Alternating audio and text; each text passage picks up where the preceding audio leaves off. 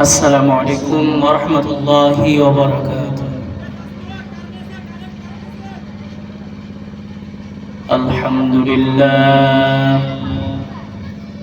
الحمد لله الذي جعل الشمس والقمر بحسبان والنجم والشجر يسجدان وفضل سمانا على سمان كما فضل مكانا على مكان وإنسانا على إنسان ونشهد أن لا إله إلا الله وحده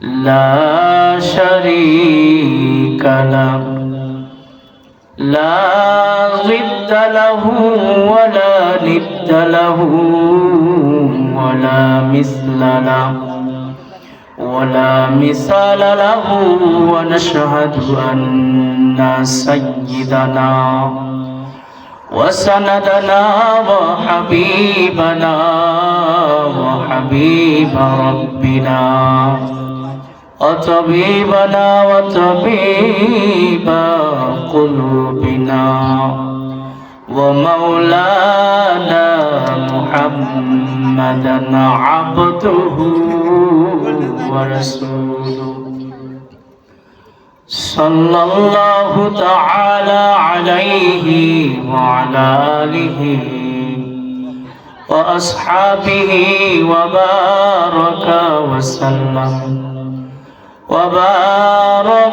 وسلم تسليما كثيرا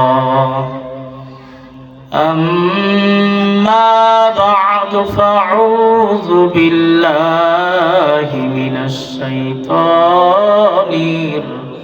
الرجيم بسم الله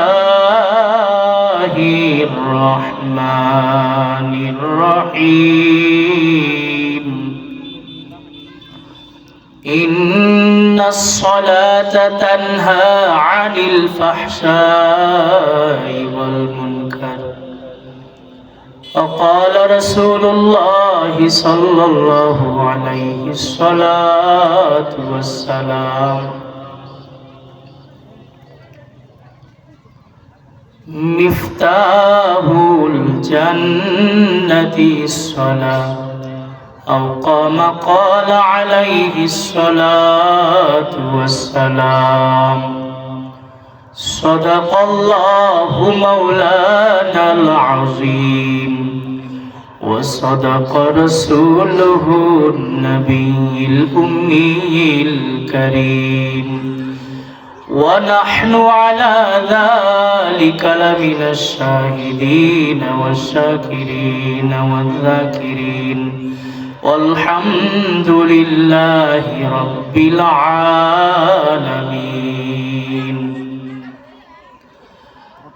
محبته সকলেই দরুদ ইব্রাহিম পড়ি নামাজের মধ্যে যে দরুদটা পড়ি সেই দরুদ আমরা সকলে পড়ি اللهم صل على محمد وعلى آل محمد كما صليت على إبراهيم وعلى آل إبراهيم إنك حميد مجيد اللهم بارك على محمد وعلى آل محمد كما باركت على إبراهيم وعلى آل إبراهيم إنك حميد مجيد سبحانك لا علم لنا إلا ما علمتنا إنك أنت العليم الحكيم رب اشرح لي صدري ويسر لي أمري واحلل عقدة من لساني يفقه قولي وبك نستعين يا مستعان सूरज ने दिया अपने शुआ उनको ये पैगाम सूरज ने दिया अपने शुआ उनको ये पैगाम दुनिया है आजब चीज को भी सुबह को भी शाम दुनिया है आजब चीज को भी सुबह को भी शाम दुनिया में हो दुनिया का तलबगार नहीं हो दुनिया में हो दुनिया का तलबगार नहीं हो बाजार से गुजर हो खरीदार नहीं हो बाजार से गुजर हो खरीदार नहीं हो नदी पथे नौका चालाओ केरे माझी भाई बेला डोবার আগে আমি ওপার যেতে চাই ডুবে গেলে বেলা রে ভাই সে তো ওঠে না ভেঙ্গে গেলে মেলা রে ভাই সে তো সমে না हकीकत से तो दुनिया बेखबर है दुनिया की नुमाइश पर नजर है नमी गुयम के आज दुनिया जुदाबाश बहर कारे के बाशी बा खुदावास अल्हम्दुलिल्लाह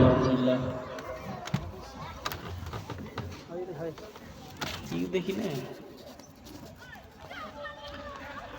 পরকরা দারুস সালাম নুরানিয়া কওমি হাফিজা মাদ্রাসা ওই তিনখানার উন্নয়ন কল্পে 12তম বার্ষিক ওয়াজ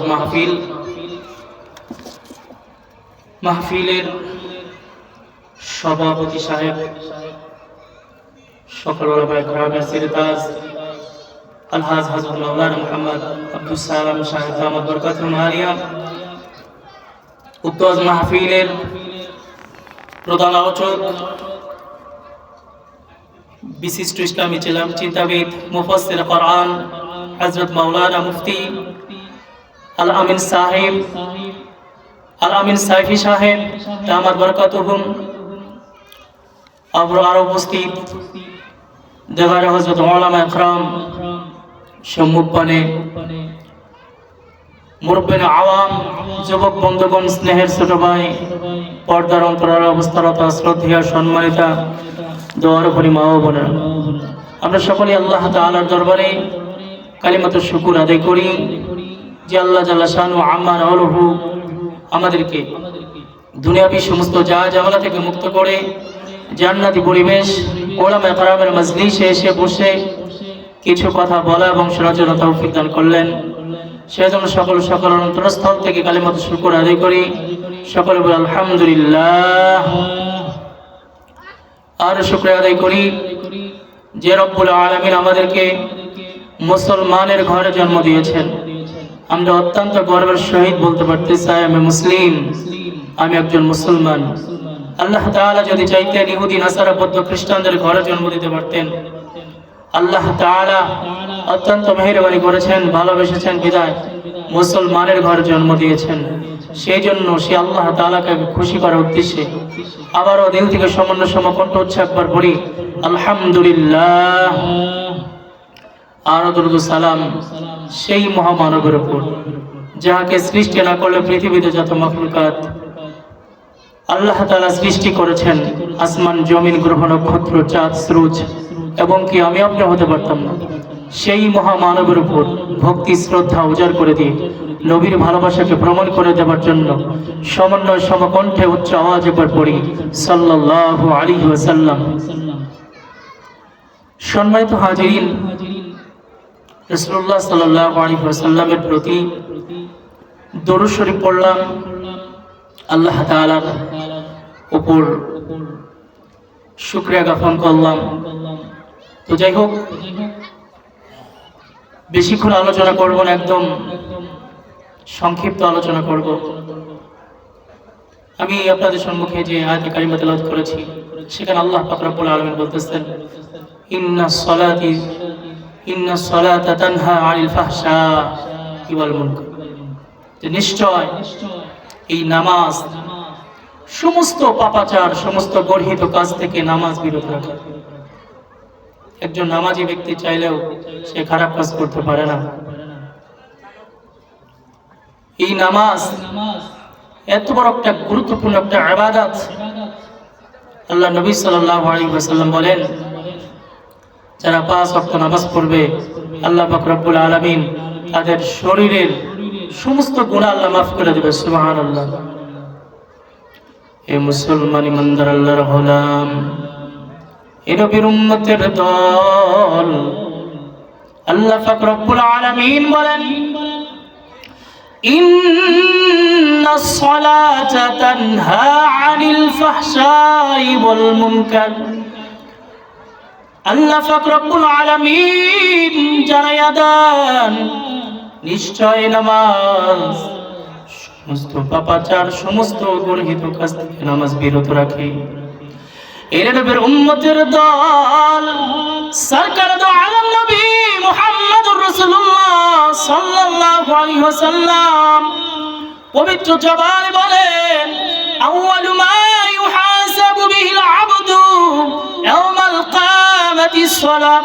আল্লাহ পাক রব্বুল আলামিন বলেন, কিয়ামতের দিন বান্দার সর্বপ্রথম নামাজের হিসাব নেওয়া হবে।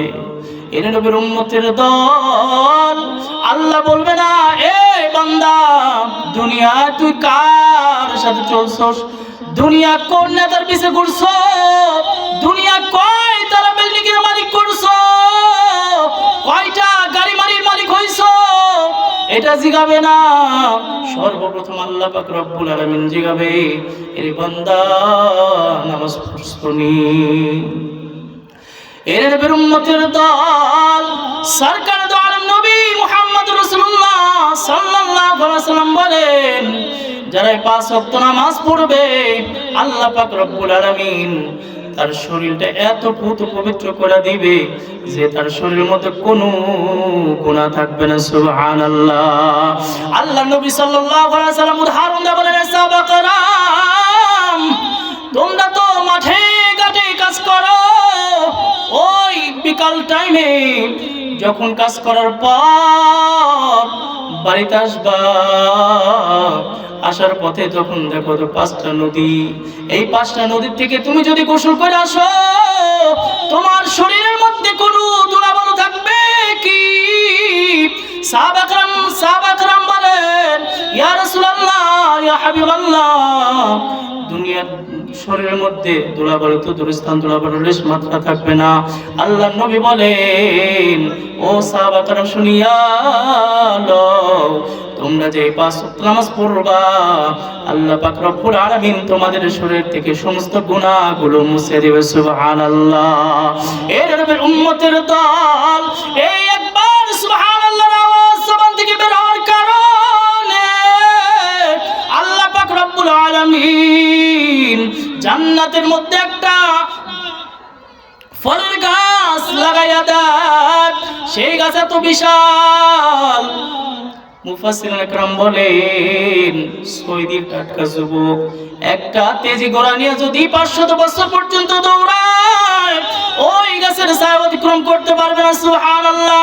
এর নবীর উম্মতের দল, আল্লাহ পাক রব্বুল আলামিন আরেকটা আয়াতের মধ্যে বলেন, ওয়া মা খালাকাতুল জিন্না ওয়াল ইনসা ইল্লা লিয়াবুদুন।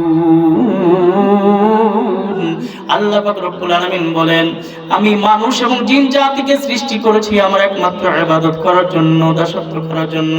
এর নবীর উম্মতের দল, আল্লাহ পাক রব্বুল আলামিন যেহেতু আমাদের ইবাদত করার জন্য বানাইছেন, সেহেতু আল্লাহ তাআলার ইবাদত বেশি বেশি করতে হবে।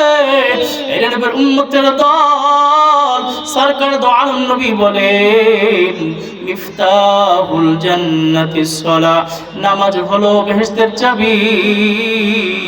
এর নবীর উম্মতের দল বেহেশতের চাবি ছাড়া বেহেশতে যাওয়া যাবে না। অতএব নামাজ হলো বেহেশতের চাবি, সেজন্য নামাজ পড়া দরকার আছে না নাই? অবশ্যই দরকার আছে, অবশ্যই দরকার আছে। এর নবীর উম্মতের দল আল্লাহর নবী সাল্লাল্লাহু আলাইহি ওয়াসাল্লামের একজন গরীব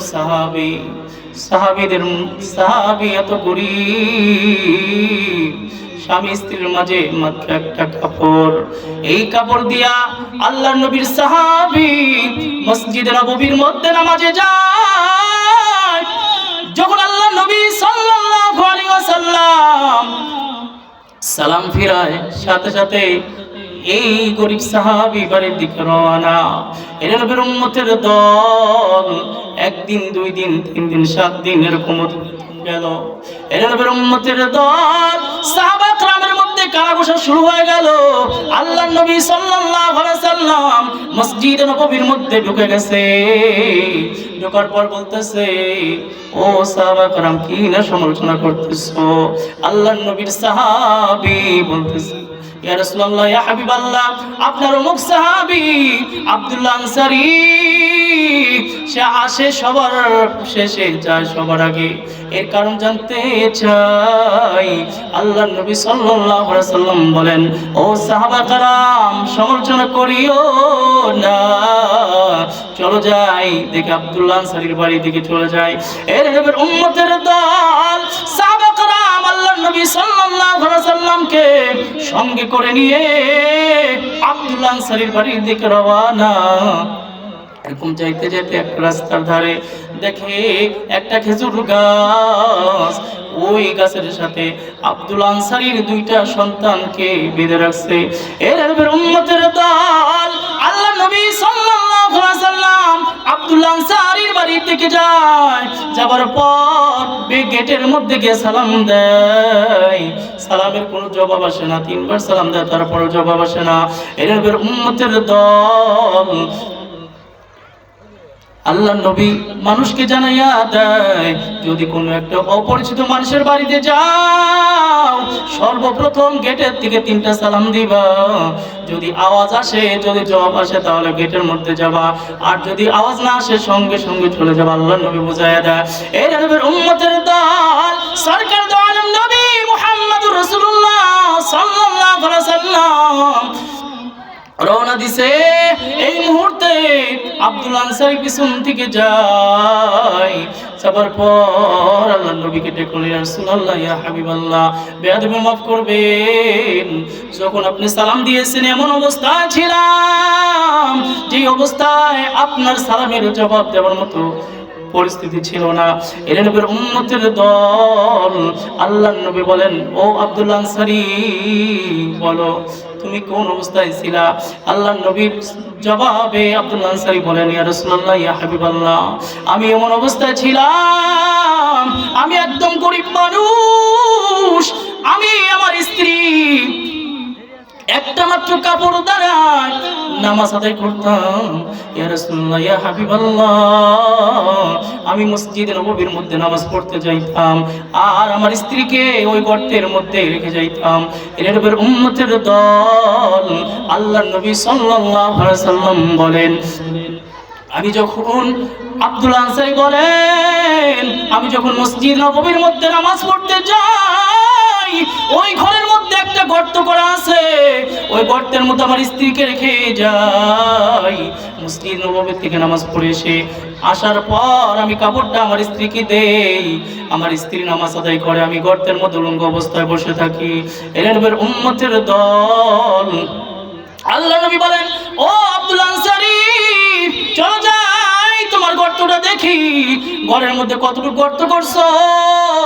মুফাসসিরুল কিরাম বলেন, আব্দুল্লাহ আনসারী ঘরের মধ্যে এমন ভাবে গর্ত করেছে, আল্লাহর নবী সাল্লাল্লাহু আলাইহি ওয়াসাল্লাম গর্তের উপর থেকে নিচের দিকে তাকাইছে, কিছুই দেখা যায় না। এর নবীর উম্মতের দল আমার বলার উদ্দেশ্য এটা, আল্লাহর নবীর সাল্লাল্লাহু এত হত দরিদ্র, পরনে কোনো কাপড় নাই, একটা মাত্র কাপড়, ওই একটা কাপড় দিয়ে স্বামী স্ত্রীর মাঝে নামাজ প্রচলন করেছে, নামাজ পড়েছে। এই নবীর উম্মতের দল, আজকে আমাদের ঘরের মাঝে শোকেস বোঝায়, আলমারি বোঝায় কাপড় থাকে, কিন্তু নামাজের কথা বললেও বলে ভাই কাপড় ঠিক নাই, আমি নামাজ পড়তে পারবো না, আপনি মসজিদে চলে যান। এই নবীর উম্মতের দল, আল্লাহ নবীর সাহাবী, এত গরিব থাকার পরেও কিন্তু নামাজ বাদ দেয় নাই। এর নবীর উম্মতের দল, সেই জন্যই তো মুরব্বিনা کرام বলেন, যারা 5 ওয়াক্ত নামাজ পড়বে আল্লাহ পাক রব্বুল আলামিন 5টা পুরস্কারে পুরস্কৃত করবে। এর নবীর উম্মতের দল, একটা পুরস্কার আল্লাহ পাক রব্বুল আলামিন, আল্লাহ পাক রব্বুল আলামিন ওই নামাজি ব্যক্তির রিজিকের অভাব আল্লাহ তাআলা হটায়া দেয়। সুবহানাল্লাহ কোন। এর নবীর উম্মতের দল, 2 নম্বর পুরস্কার হলো আল্লাহ পাক রব্বুল আলামিন ওই মৃত ব্যক্তির সওয়াল জব আল্লাহ তাআলা সহজ করিয়া দেয়। সুবহানাল্লাহ।